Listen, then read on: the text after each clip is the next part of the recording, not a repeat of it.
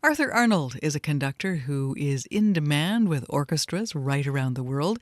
Recently, he's been made chief conductor of the Moscow Symphony Orchestra, a symphony he's had a long-time association with. And Arthur Arnold is also the music director at the Pacific Region International Summer Music Academy, which happens in Powell River. And Powell River is one of Arthur Arnold's homes. He was brought to British Columbia when he fell in love with a woman from BC, and they spend some of the time here, and as you can imagine, some of the time in Europe.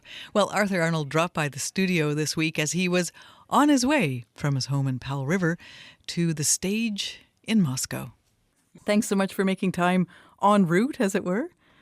My pleasure. It's great to have you here in person. The last time we talked, it was over the telephone. That's right. So tell me about the Moscow Symphony Orchestra. How long does your association with that orchestra go? Well, I started to be there for the first time in master class situation. There's a very famous and amazing teacher, Jorma Panula, who had master classes with the Moscow Symphony Orchestra. So I applied, sent in the videotapes, and luckily enough was accepted to the classes. And so I came to Moscow, and that was 98 or so. Oh, okay. So I came 2 years in a row, and I felt a click with the orchestra, and apparently that was mutual. So they invited me back for some concerts there, and before I knew, we were going on tour to Amsterdam, to the beautiful Concertgebouw in the city there. And then you became a long-time guest conductor, right? You were frequently conducting the orchestra. Yeah, and off and on, I was there periods where I was there more frequently. Then my career took off in other countries, and I started to travel a bit more, and then it came back probably 3-4 years ago to intensify it again, and resulted in the position as their chief conductor. And what does that mean, being the chief conductor? Well, it means I do all the concerts in their master series, which is the main series throughout the year in the hall there, the Bolshoi Zal, the grand hall of the Moscow Conservatory, which is like playing, I would say, like inside the Stradivarius, being inside the Stradivarius. It's such a gorgeous hall. The sound is so amazing. You're giving me shivers just describing that.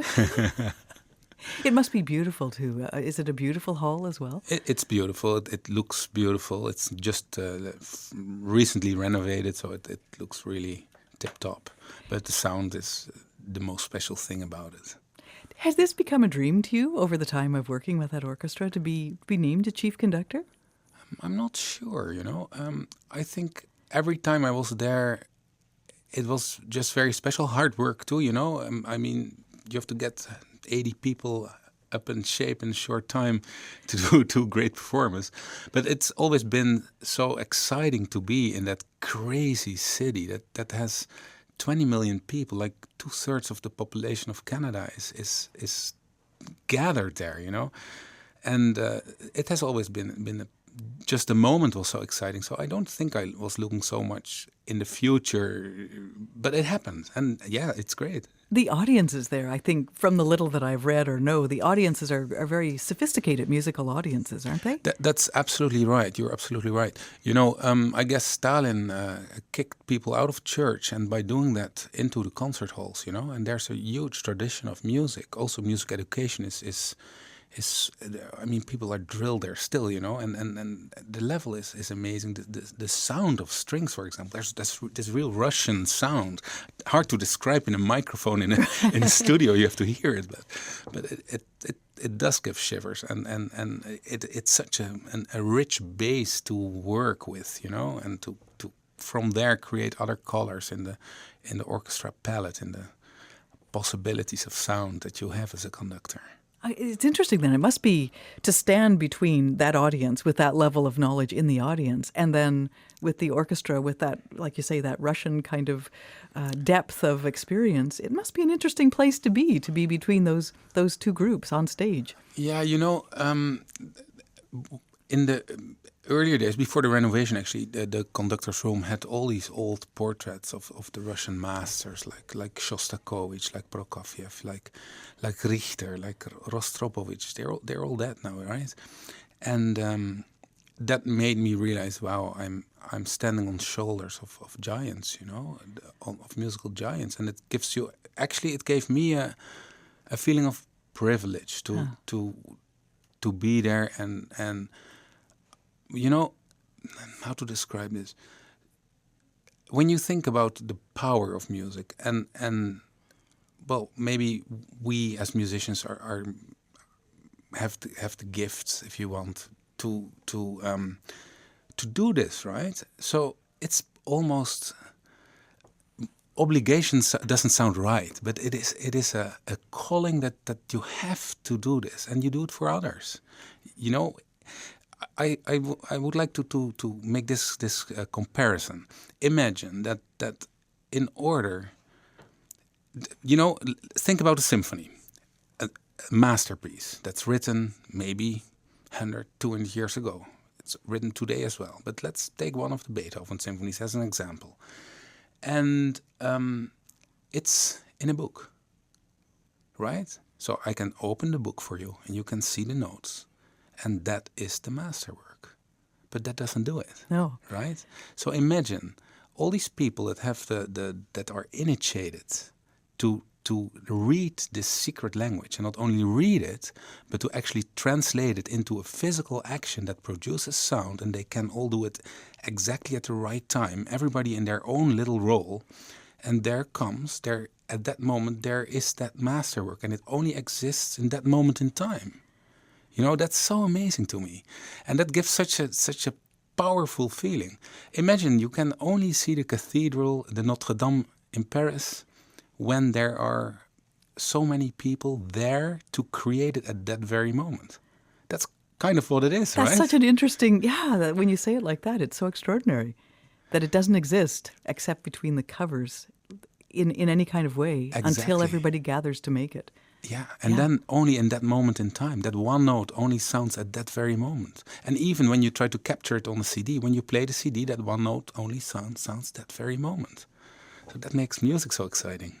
You must love being up there then in front of that orchestra night after night, just having that happen, creating that moment, those moments. Well, it's a privilege, really. Yeah, it's exciting, it's a privilege, it's beautiful, it's great to work together with people, it's great to enthuse people to do this, because you have to always be careful not to be trapped in the habit, right? Right. Keep it alive.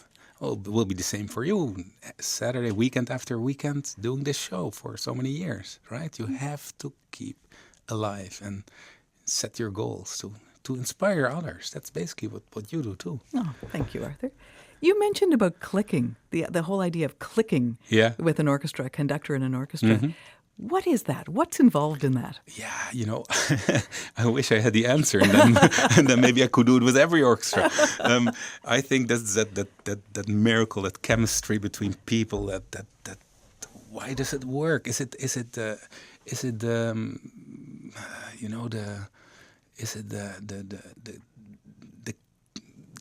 the way people are, the differences in culture? Is it just personalities? I don't know, but I'm glad it happens. Could you feel it? Oh, you can feel when it. Yeah, totally. You know, talking about can you feel it?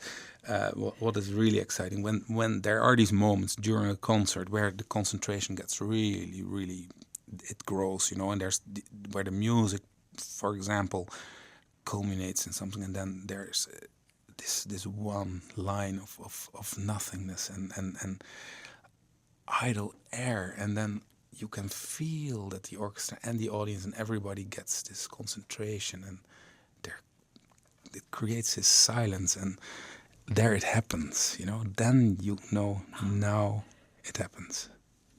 Everybody in unison. Exactly. That connection. It's so beautiful.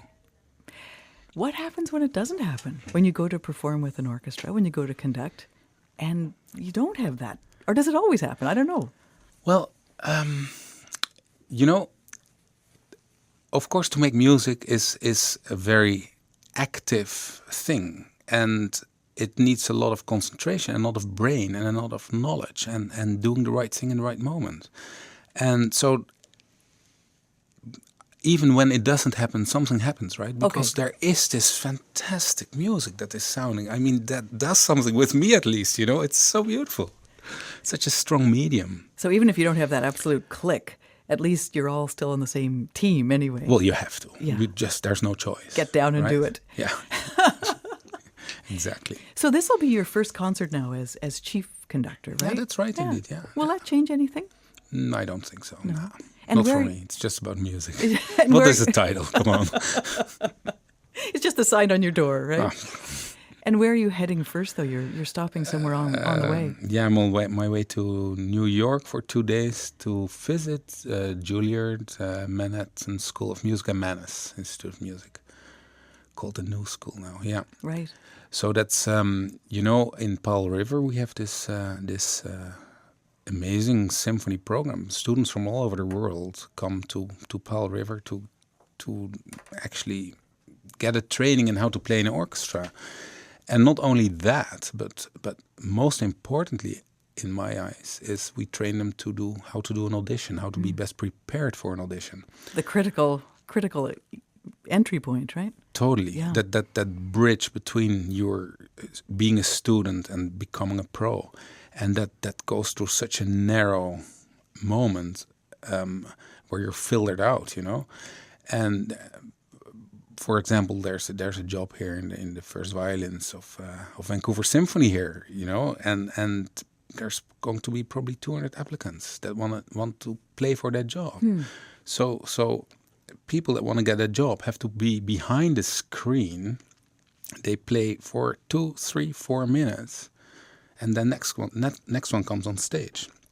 And I've done that as a cellist myself, and it's really difficult. And I made it into a second round, and then you play in the open, and you see everybody. And I was so incredibly nervous that I started shaking, and I tried to drink something, and my whole glass was shaking. Oh, no. And of course, I played very bad. and I thought, this is such a specialty and has so little to do with actually the performing art. The actual work, right? The actual work, that we have to train people better for these few minutes that are so critical. So that's what we do in Powell River, of all places. And we have faculty from basically all the major symphony orchestras coming there to teach these It'll be students. happening again, right, in June? In June, last 2 weeks of June, yeah. Right. Thank you so much, Arthur. Safe travels. Thanks.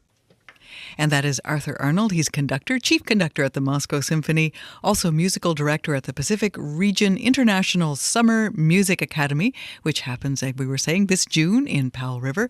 And you'll find links for the Academy on the website at cbc.ca/nxnw. That's it for the podcast for now. I'm Cheryl McKay. Thank you for downloading. Bye for now.